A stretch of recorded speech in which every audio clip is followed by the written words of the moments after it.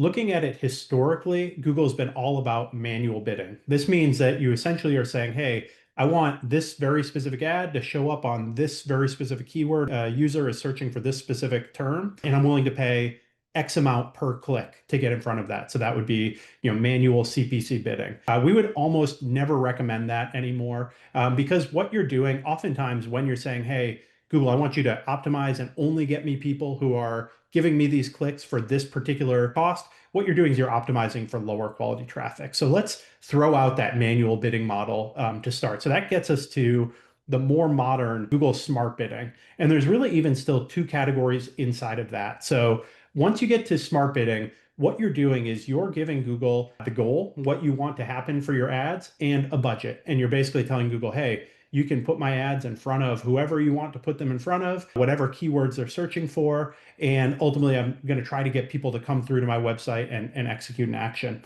Now, the first category there is things like maximize clicks. So that's basically saying, hey, Google, I want to get people onto my website for as cheaply as possible. You can put me in front of whatever keywords you want. You can put me in front of whatever people you want and get me as much traffic to my site as possible for the limited budget that I'm giving you.